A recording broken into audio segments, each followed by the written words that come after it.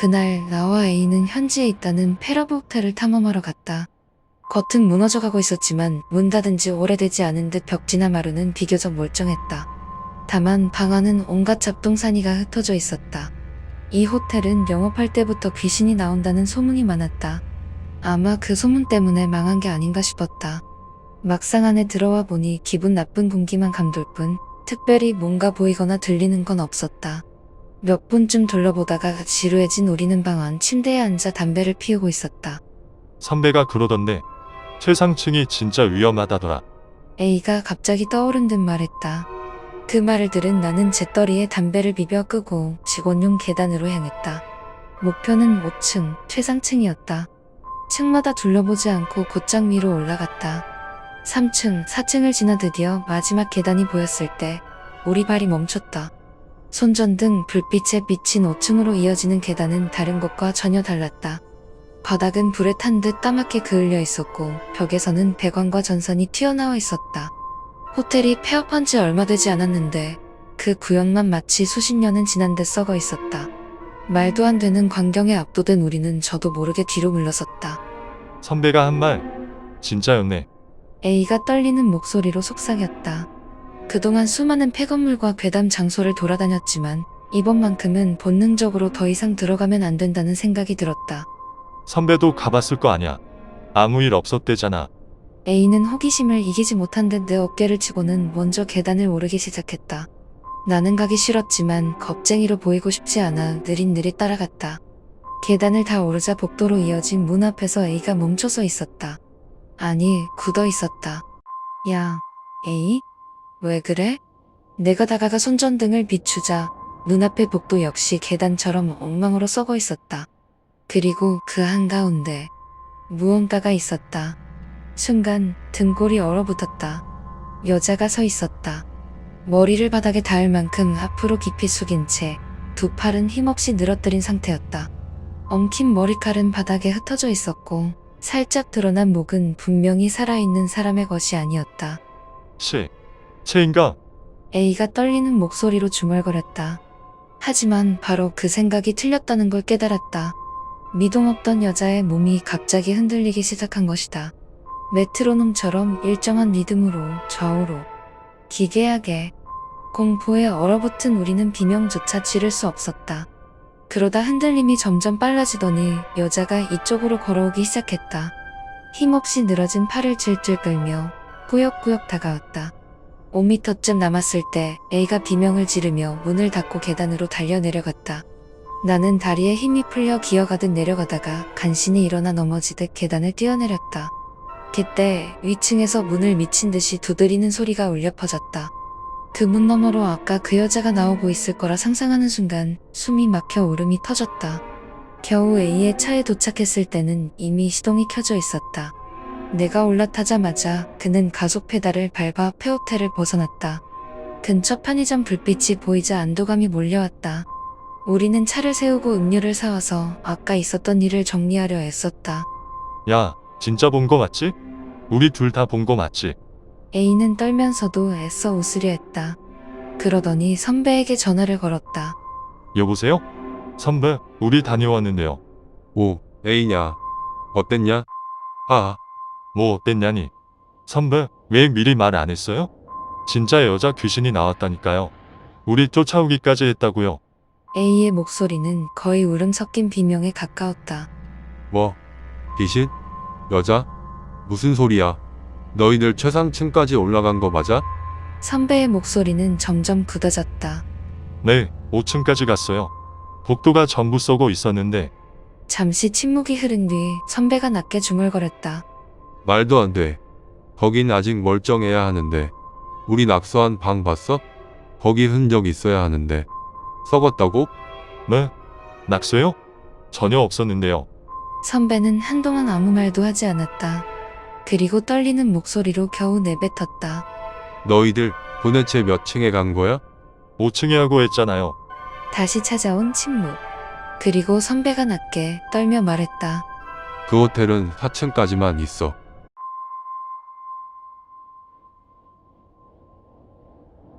내가 초등학교 3학년이던 가을에 있었던 일이다. 그 해에는 토요일과 일요일 그리고 공휴일이 이어져 작은 연휴가 생겼다. 그래서 부모님과 나 그리고 가장 친한 친구 S 이렇게 넷이서 1박 2일 캠핑을 가게 되었다. 그 당시만 해도 캠핑이 지금처럼 유행하지 않았던 때라 우리가 간 산속 캠핑장에는 우리밖에 없었다.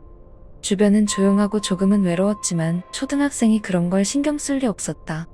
낮에는 근처 하천에서 신나게 놀고 밤에는 불을 피워 바비큐도 즐겼다. 특히 새우가 정말 맛있었다. 다만 평소엔 씩씩하던 S가 밤이 되자 갑자기 홈시크에 걸려 집에 가고 싶다고 울먹였다. 부모님이 달래서 겨우 잠들게 하고 캠핑은 큰일 없이 잘 마무리됐다. 문제는 다음날 아침이었다. 캠프에서 돌아온 다음날 아직 해가 뜨기 전 어스름한 새벽에 집 전화가 울렸다. 그때는 발신자 표시 기능이 없는 전화기였기 때문에 누가 건 전화인지 알 수 없었다. 부모님은 피곤해서 푹 자고 있었고 나도 반쯤 자는 상태였다. 그런데도 전화벨이 끊이지 않자 혹시 무슨 일인가 싶어 수화기를 들었다. 땡땡. 안녕. 전화기 너머로 들린 건 또래 여자아이의 밝은 목소리였다. 그런데 이상했다. 난 그 목소리를 들어본 적이 없었다. 학교 친구 중에서도 내 집으로 전화를 걸 정도로 친한 여자아이는 없었으니까. 내가 어리둥절해하자 아이는 이어서 말했다. 어제 캠프 즐거웠지? 밤에 먹은 새우 진짜 맛있었어. 나는 그 말을 듣는 순간 등골이 서늘해졌다. 그건 분명 우리 캠프에서 있었던 일이었다. 그 자리에 있었던 건 나, 부모님, 그리고 S뿐이었다. 잠깐. 너 누구야? 그걸 어떻게 알아?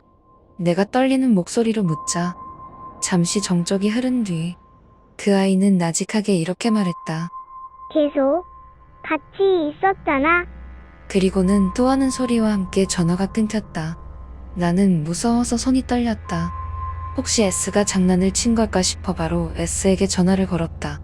하지만 S는 놀란 목소리로 나 아무한테도 캠프 얘기 안 했어. 엄마 아빠한테도 홈시크 된 건 말 안 했는데 라고 말했다. 부모님께 말씀드렸지만 그분들도 그 캠핑 이야기를 아직 누구에게도 하지 않았다고 했다. 결국 누군가의 장난 전화였겠지 하고 넘겼지만 그날 새벽에 그 목소리 그리고 마지막 그 한마디 계속 같이 있었잖아. 그 말만은 지금도 잊을 수 없다.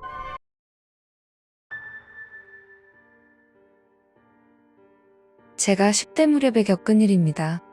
그때는 자주 놀던 친구가 있었고 우리는 늘 서로 집의 중간쯤에 있는 작은 공원에서 만나곤 했습니다. 그 공원은 특별한 놀이기구가 있는 건 아니었지만 벚꽃나무와 은행나무로 둘러싸인 조용하고 예쁜 곳이었습니다.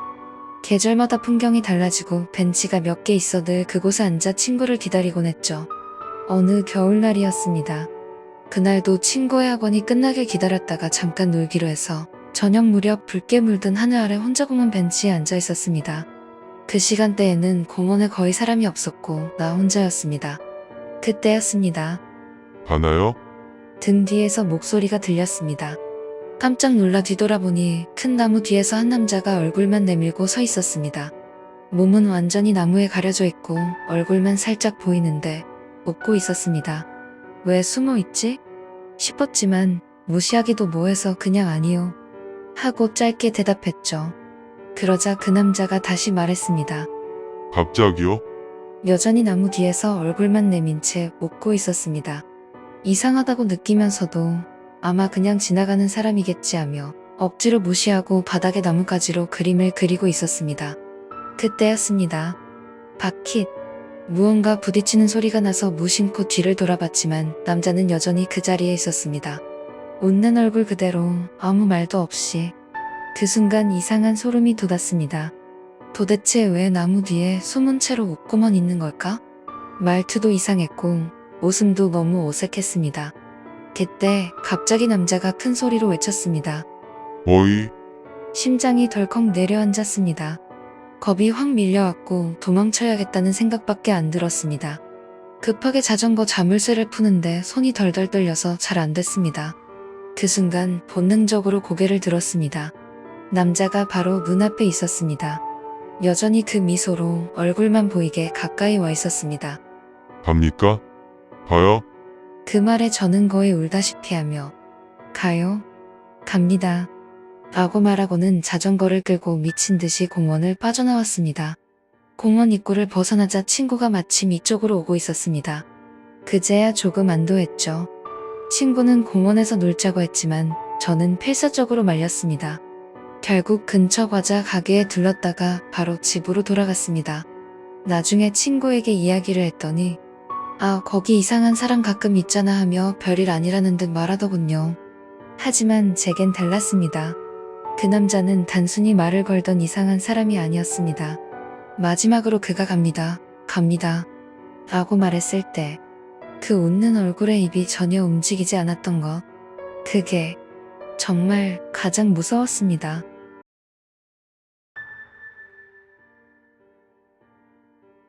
그날 오후 지루한 역사 수업을 희미하게 들으며 창가에 앉아 있었다. 나는 창밖의 교정을 바라보고 있었다. 체육 수업이 없는 날이라서인지 교정은 사람 한 명 없는 듯 고요했다. 그런데 교정 한가운데 낯선 사람이 서 있었다. 선생님도 청소 아저씨도 아니었다. 본 적 없는 남자였다. 멀리서도 그의 굳어진 몸매가 눈에 들어왔다. 그는 꼼짝도 하지 않고 서 있었다. 그 순간 시선이 마주쳤다. 멀리 있어서 얼굴은 잘 보이지 않았지만 분명 눈이 맞았다. 그러자 그 사람은 갑자기 손을 흔들기 시작했다. 목소리는 들리지 않았지만 양손을 크게 흔들며 여기 있어요. 라고 말하는 듯 했다. 그 움직임은 너무 부자연스러워 소름이 돋았다. 나는 등을 떨며 교탁 쪽으로 시선을 돌렸다. 지금 본 건 꿈이었겠지. 스스로를 다독였다. 하지만 마음 한켠이 계속 불안했다. 다시 교정을 바라보았지만 이미 그는 사라지고 없었다. 그때 교내 방송이 울렸다. 핀, 폰, 펜, 핑. 2층 남학신 상자의 열쇠가 없어졌습니다. 사토 선생님, 급히 오세요. 수상한 사람이 학교에 침입했음을 알리는 신호였다. 우리 학교에서는 수상한 사람을 학생들이 알아채지 못하게 이렇게 암호화된 방송으로 위치를 알린다. 1층의 남학신 상자 근처에 있다는 뜻이었다. 심장이 뛰었다. 아까 교정에서 본 그 남자가 이동해 이쪽으로 올 수도 있다는 생각에 숨이 막혔다. 클래스메이트들 역시 울먹이며 불안해했고 선생님은 학생들을 진정시키며 지시를 내렸다. 교실 안은 순식간에 패닉 상태가 되었다. 결국 우리는 집단 하교를 하며 무사히 집으로 돌아갔다. 선생님도 도착해 모두 안전하게 귀가할 수 있었다. 수상한 사람은 결국 발견되지 않았다. 나중에 들은 이야기로는 그 방송을 누가 했는지도 알 수 없다고 했다. 집에 돌아오자 긴장은 풀리고 어머니 곁에서 마음이 진정되었다. 거실에서 만화를 읽으며 여유를 찾으려던 순간 어머니가 큰 소리로 불렀다. 카나코, 학교에서 전화야. 깜짝 놀라 소리쳤다. 시끄러워요. 여기 있는데요? 어머니는 조금 당황한 듯 했지만 결국 나에게 수화기를 건넸다. 전화기 너머로 들려오는 것은 미세한 노이즈와 숨소리뿐이었다. 그리고 이어서 교내 방송처럼 낯익은 목소리가 들렸다.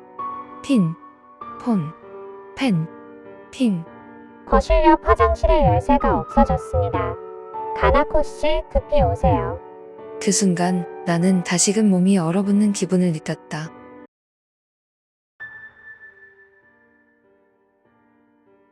내가 초등학생이었을 때 학교 근처에 할아버지와 할머니가 함께 사는 작은 집이 있었다.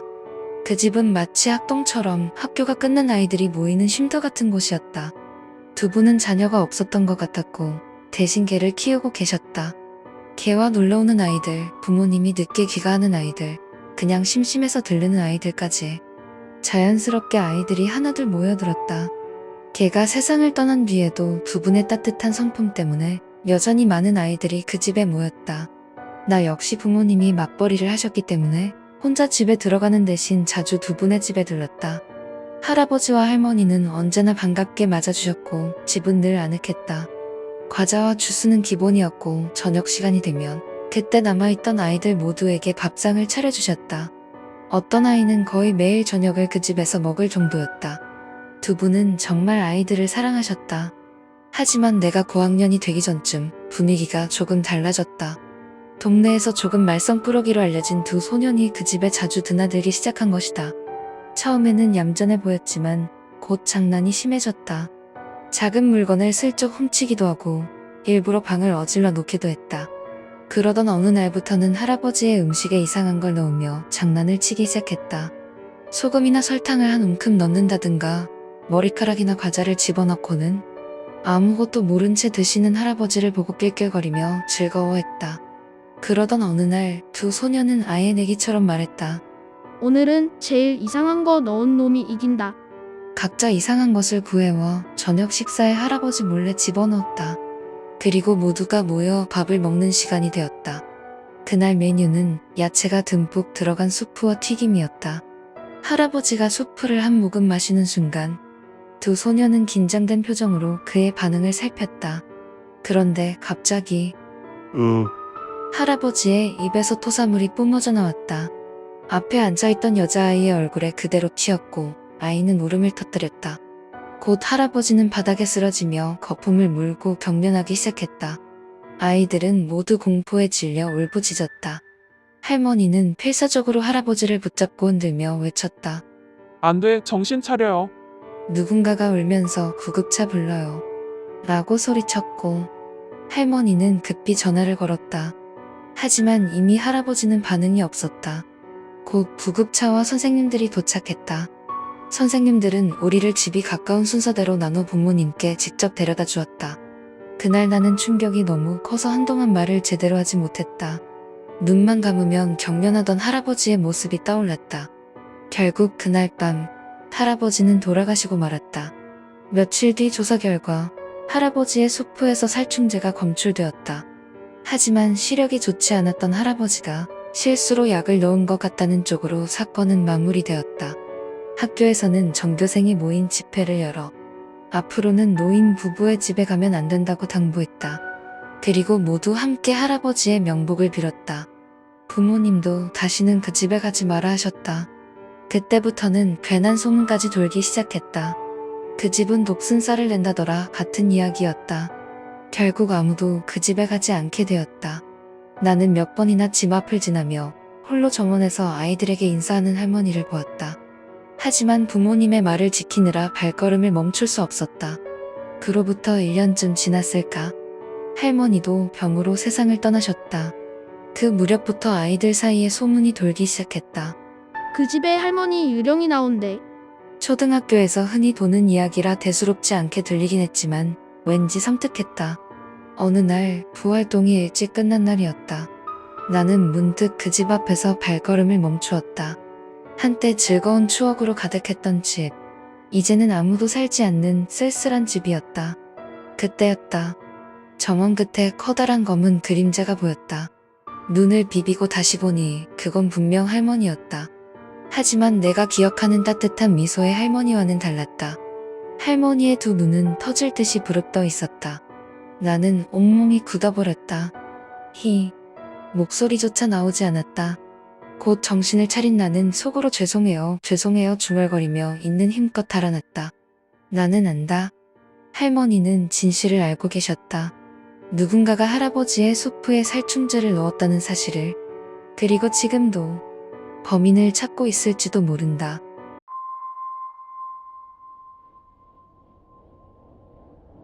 대학 4학년 여름 취업활동을 마치고 나는 집 근처 주유소에서 아르바이트를 시작했다. 지원한 이유는 단순했다. 집과 가까웠고 시급도 괜찮았기 때문이다. 하지만 또 하나의 이유가 있었다. 그곳은 셀프 주유소였기에 일 자체가 매우 간단해 보였던 것이다. 본격적인 이야기로 들어가기 전에 내가 맡았던 일을 간단히 설명해 두겠다. 사실 일이라기보다 작업이라고 하는 편이 맞을 것이다. 접수대에 앉아있다가 급유 개시 신호가 오면 모니터를 터치해 주유 가능 상태로 전환해 주는 것이 전부였다. 그러면 손님이 스스로 주유를 시작할 수 있었다. 말하자면 그게 나의 주요 업무였다. 힘들지도 위험하지도 않은 일이었다. 아르바이트를 시작한 지 2달쯤 되었을 때였다. 그날도 평소처럼 접수대 의자에 앉아 모니터를 바라보고 있었다. 시각은 밤 9시. 폐점까지 1시간 남은 시각이었고 함께 근무하던 직원은 사무실에서 매출 데이터를 정리하고 있었다. 사실상 혼자 카운터를 지키는 상황이었다. 나는 만화를 보다가 가끔 모니터를 확인하며 시간을 때우고 있었다. 그때였다. 모니터에 급여 노즐이 열렸다는 알림이 떴다. 보통은 손님이 돈을 넣기 전에 실수로 노즐을 먼저 들었을 때 발생하는 신호라 대수롭지 않게 넘기는 경우가 많았다. 하지만 이번에는 이상했다. 하나가 아니라 여러 레인에서 동시에 같은 알림이 울린 것이다. 아이들이 장난치고 있나? 창밖을 내다보니 멀리서 어떤 여성이 주유 노즐을 열었다 닫았다 하는 모습이 보였다. 무언가를 찾는 듯한 행동 같았다. 잠시 후 알림이 멈추자 나는 사무실 직원에게 한마디 알리고 밖으로 나가보았다.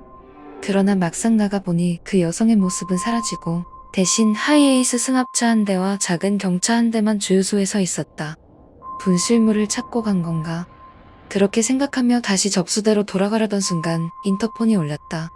하이에이스 쪽에서 호출이 온 것이었다. 나는 곧장 인터폰을 받았다. 그러자 다급한 남자의 고함이 들려왔다. 야, 너무나 갑작스러운 외침의 순간 얼어붙었다. 어서 와봐. 빨리 좀 와보라고. 놀란 나는 곧바로 하이에이스가 있는 주유기로 달려갔다. 그곳에는 40에서 50대로 보이는 체격이 큰 남자가 서 있었다. 작업복 차림의 그는 나를 보자마자 또다시 고함을 질렀다. 나는 순간 맞을지도 모른다는 공포에 휩싸였다. 무슨 일이 일어난 건지도 모르면서 미안하다는 듯 고개를 숙이고 그에게 다가갔다. 그러자 그는 내 팔을 꽉 움켜쥐더니 낮고 붉은 목소리로 말했다. 가만히 있어. 순간 등골이 서늘해졌다. 그리고 이어진 말이 나를 완전히 얼어붙게 만들었다. 경찰을 불러. 몇 분 뒤 경찰차가 도착했다.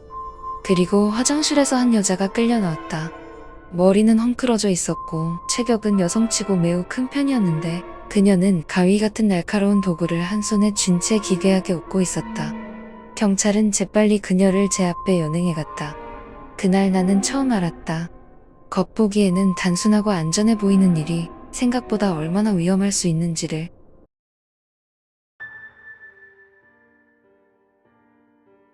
오늘 들려드릴 이야기는 귀신이 직접 등장하는 건 아닙니다. 하지만 듣고 나면 마음이 서늘해질지도 모릅니다.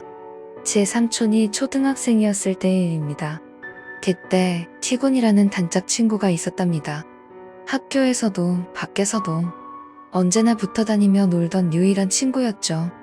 그런데 어느 날 티곤이 사라졌습니다. 유괴였습니다. 삼촌은 티곤이 사라지기 전날 저녁 이상한 광경을 보았다고 했습니다. 비가 하던 길, 티곤이 낯선 어른 남자와 함께 김도 쪽으로 걸어가고 있던 겁니다. 두 사람은 마치 오래전부터 알고 지낸 사이처럼 웃으며 이야기하고 있었죠.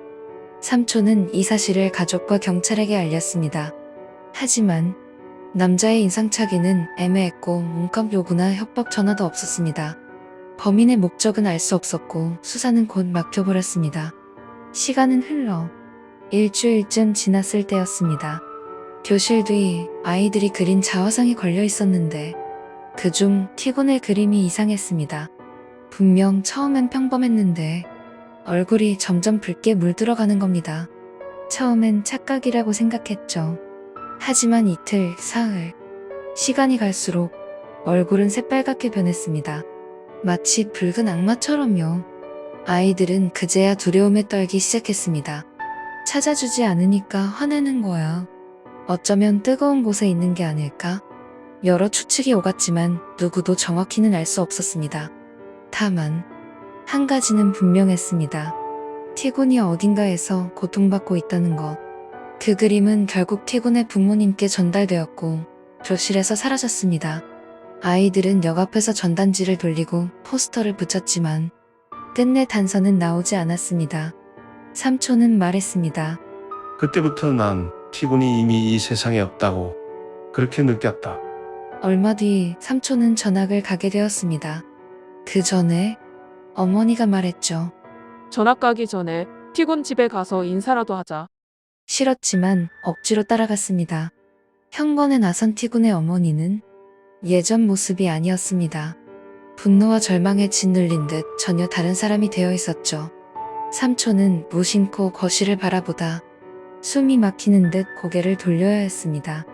벽에 걸린 티곤의 자화상. 그 얼굴은 온통 새까맣게 변해 있었던 겁니다. 삼촌은 이야기 끝에 이렇게 말했습니다. 그때 그걸 본 걸 아직도 후회한다. 그래도 적어도 하늘나라에서는 편히 지내고 있기를 지금도 기도하고 있다.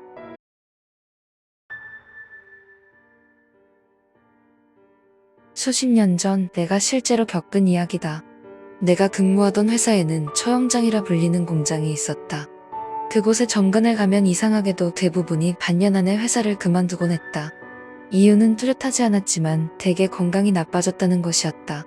나도 결국 그 공장으로 정근을 가게 되었고 동료들은 너도 곧 퇴직하는 거 아니냐라며 농담 반 진담 반으로 눌렸다. 나는 괜히 허세를 부리며 처형장의 비밀을 밝혀내겠어 라고 호언장담했는데 몇 달 뒤 그 말을 후회하게 될 줄은 몰랐다.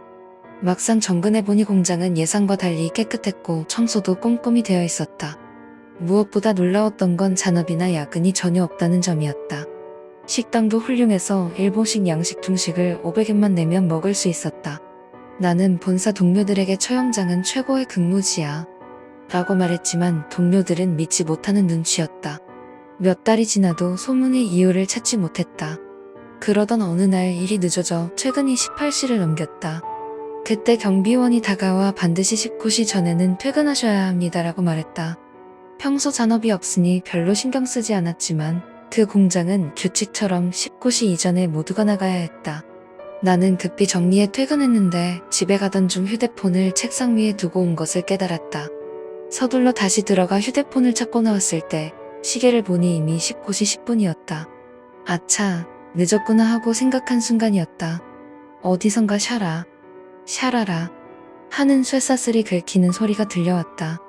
휴대폰 불빛을 비추자 그곳에는 남루한 옷차림의 남자들이 사슬에 서로 묶인 채 서 있었다. 그들은 울고 있었다.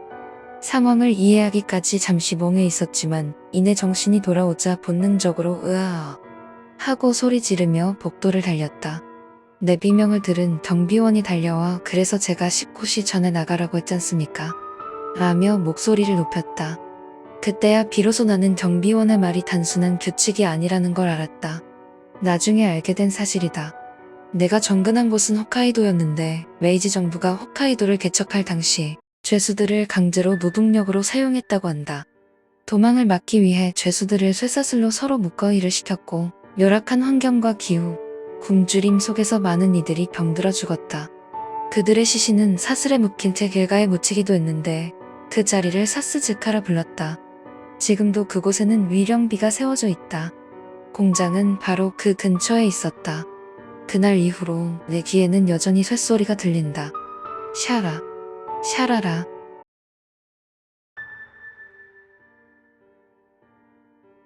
작년 여름에 있었던 일이다. 나는 평소에 폐허 사진을 보는 걸 좋아해서 자주 폐허 관련 사이트를 둘러보곤 했다.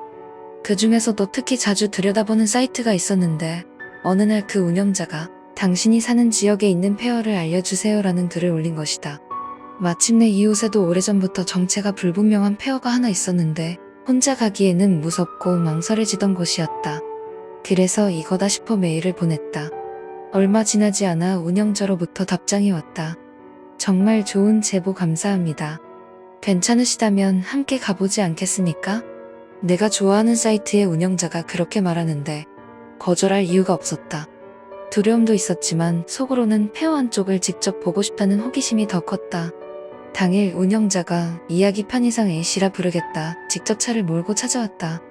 그는 큰일한 카메라를 들고 있었고 생각보다 나이가 많아 보였다. 하지만 예의가 바르고 점잖은 사람이어서 첫인상은 나쁘지 않았다. 폐허는 낮이라 그런지 무섭다는 느낌보다는 지저분하다는 인상이 강했다. 잔해와 쓰레기, 잡초가 뒤엉켜 사람 손이 닿지 않으면 이렇게 되는구나 싶을 정도였다. A씨는 여기 좋네요 라며 익숙한 듯 카메라 셔터를 눌렀다. 나는 조금 떨어진 곳에서 건물을 바라보고 있었는데 그때 가시안하고 큰 소리가 났다. 카메라를 떨어뜨린 건가 싶어 돌아보니 A씨가 문 유리를 깨고 있었다. 주변에 떨어진 잔해로 유리를 계속 두드리며 가시안 소리를 내고 있었다. 원래 부서져 있던 것도 있었지만 갑작스러운 파괴 행위에 나는 깜짝 놀랐다. 뭐 하시는 거예요? 하고 묻자 그는 태연이야 미안 잠깐요 라고 말하며 깨진 문을 넘어 카메라를 들이댔다. 촬영을 위해서 일부러 그런 거구나 하고 억지로 납득했지만 속으로는 조금 불편했다. 그때 A씨가 내게 말했다. 거기 있네요. 처음엔 농담인 줄 알았다. 하지만 그의 얼굴은 농담 같지 않았고 시선은 분명 카메라 너머를 향하고 있었다. 단번에 등골이 서늘해졌다. 내 눈에는 아무것도 보이지 않았지만 그에게는 무언가 보이고 있는 걸까? 곧이어 그는 물었다. 여성입니까? 나는 아무것도 보이지 않아 대답할 수 없었지만 너무 당연하게 묻는 그의 태도가 소름 끼쳤다. 그래서 그냥 네, 그런가 보네요라며 대충 얼버무리고는 그 자리를 피하고 싶어졌다. 나는 억지로 평소처럼 잡담을 이어갔다. 오늘은 덥네요라든가 어떻게 오셨어요? 같은 의미 없는 이야기였다. 하지만 마음속으로는 이미 집에 가고 싶다는 생각뿐이었다. 그러던 중 A씨가 불쑥 말했다. 여기서는 확실히 여성이 죽었어요. 나는 오기 전 이 건물에 대해 나름대로 조사했지만 그런 기록은 어디에도 없었다. 단순히 호텔이 경영난으로 폐업했다는 것뿐이었다. 그래서 물었다. 그런 얘기 어디에 있었나요? A씨는 태연히 대답했다. 옛날 신문에 나왔더군요. 정말 신문을 뒤져서 찾아본 걸까? 아니면 원래 알고 있던 걸까? 알 수 없었다. 그는 주저없이 3층으로 올라갔다. 혼자 남는 것도 무서워서 나도 마지못해 따라갔다. A씨는 주저함도 없이 어떤 방 안으로 들어갔다. 묻지 않아도 알 수 있었다. 그곳이 바로 그가 말한 사건 현장이라는 걸. 하지만 정말로 신문에 객실 번호까지 나왔을까? 나는 차마 방 안으로 들어가지 못하고 복도에서 그가 나오기만을 기다렸다. 잠시 후 안에서 A씨의 목소리가 들렸다. 아, 역시 여기군요. 그가 무엇을 보고 확신하는지는 도무지 알 수 없었다. 묻고 싶었지만 두려움이 더 앞섰다. 그때였다. A씨가 누군가에게 끔찍한 일을 하라고 말했는데 분명히 응하는 대답이 들려왔다. 문제는 그 대답이 내가 한 말이 아니라는 점이다. 방 안에서 들린 것 같기도 하고 바로 귓가에서 속삭인 것 같기도 했다. 그 순간 더는 버틸 수 없었다. 저 이제 가봐야 할 것 같아요. 그러자 A씨는 태연이네, 오늘은 감사합니다라며 평범한 인사를 건넸다. 나는 또다시 그 목소리가 들릴까 무서워 서둘러 자리를 떠났다.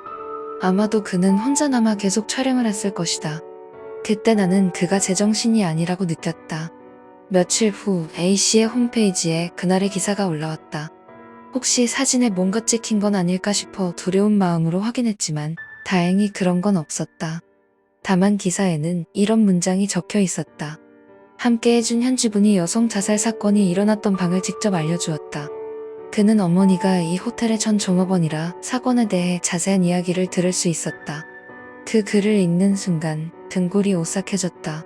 나는 그날 이후 다시는 그 사이트에 들어가지 않았다.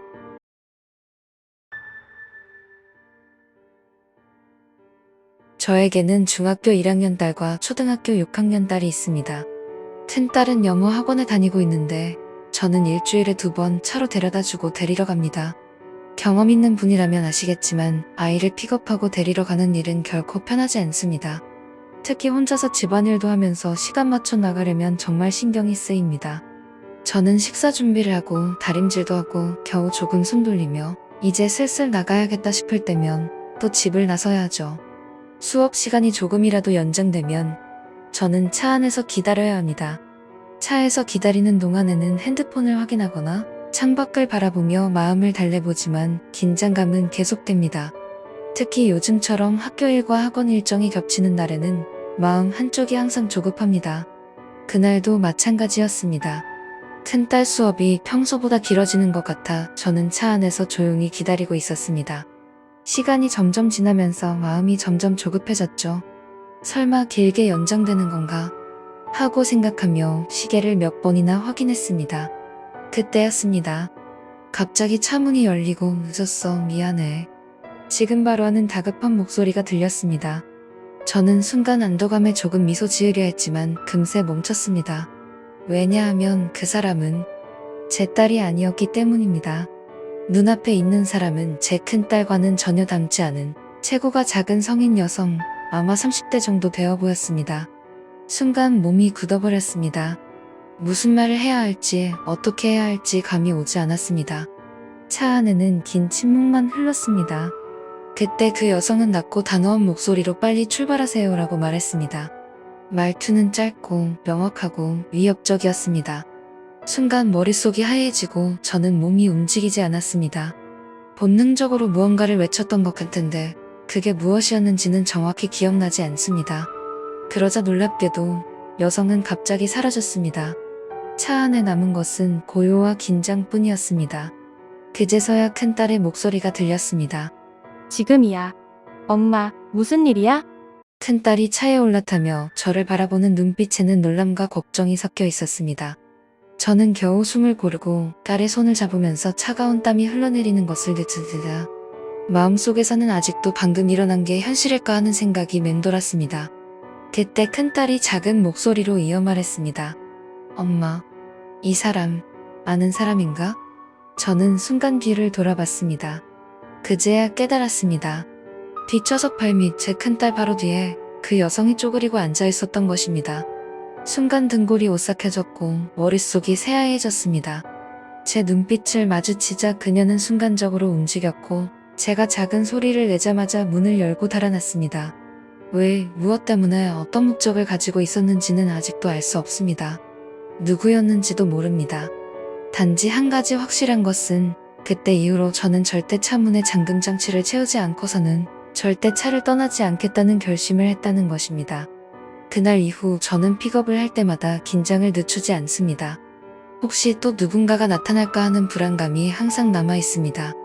하지만 동시에 큰딸이 안전하게 돌아왔다는 사실에 안도감을 느끼며 매번 조심하고 경계를 늦추지 않기로 마음먹습니다. 사람들은 왜 이렇게 과하게 경계하냐고 물을지도 모릅니다. 하지만 경험한 사람은 알 수 있습니다. 단 몇 초의 방심이 얼마나 위험할 수 있는지를요. 저에게는 그날의 일이 지금도 생생하게 남아 있습니다. 차 안에서 느꼈던 긴장, 얼어붙은 몸, 그리고 모르는 사람이 나타났을 때의 공포는 쉽게 잊히지 않습니다. 그래서 저는 아이들을 픽업할 때면 언제나 문을 잠그고 창문을 살짝 내려놓으며 주변을 살피고 마음을 바짝 다잡습니다. 그리고 동시에 아이들에게도 경계를 잃지 않도록 주의를 줍니다. 그날 이후로 저는 매번 픽업을 하면서 단순한 일상이 얼마나 소중한지, 그리고 안전이 얼마나 중요한지를 다시 한번 깨닫게 되었습니다.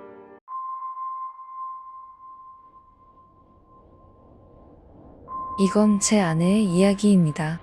어느 날 밤 먼저 침대에 누워있던 아내가 스마트폰을 보며 쿠스쿠스 웃고 있었습니다.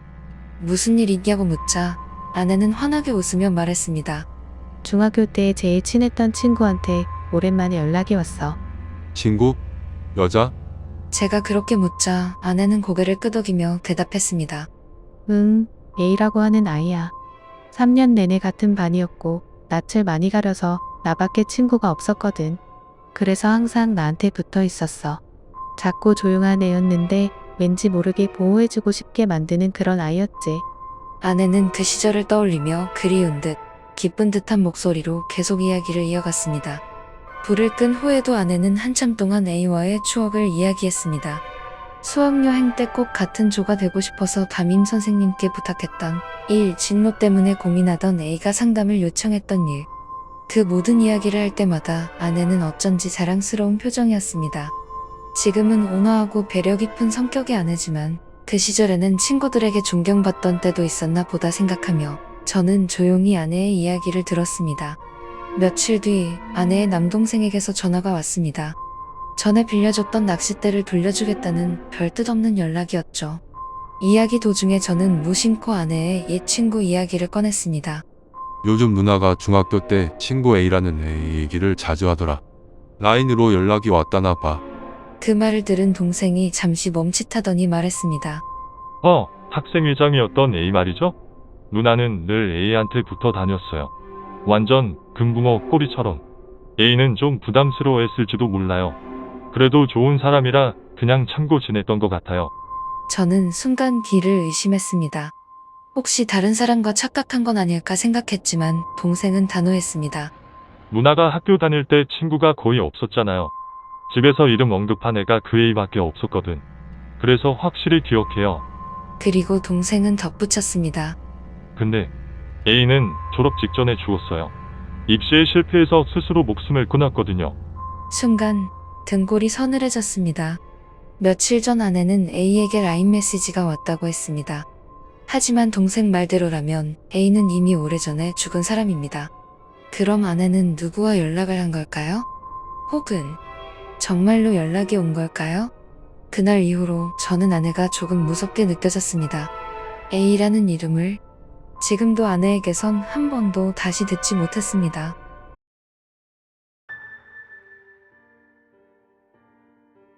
여러분은 무서운 이야기를 좋아하시나요? 저는 어릴 때부터 공포영화나 괴담 같은 걸 참 좋아했습니다. 가족 중엔 그런 걸 즐기는 사람이 없었지만 이상하게도 저만은 그쪽에 끌렸습니다. 학생 때부터 혼자 공포영화를 보고 괴담을 찾아 읽는 게 취미가 되었죠. 그래서 가족들도 제가 무서운 걸 좋아하는 사람이라는 걸 알고 있었습니다. 대학교를 졸업하고 처음으로 타지에서 혼자 살게 됐습니다. 일도 자취도 처음이라 처음엔 정신이 없었지만 몇 달이 지나 익숙해지자 다시 여유가 생기고 자연스레 취미생활도 돌아왔습니다. 근처엔 비디오 대여점과 서점도 있어서 영화 DVD를 빌리거나 만화를 사 모으곤 했죠. 지금 생각해보면 꽤 많이 썼던 것 같습니다. 그 중에서도 역시 가장 손이 가는 건 공포영화였습니다.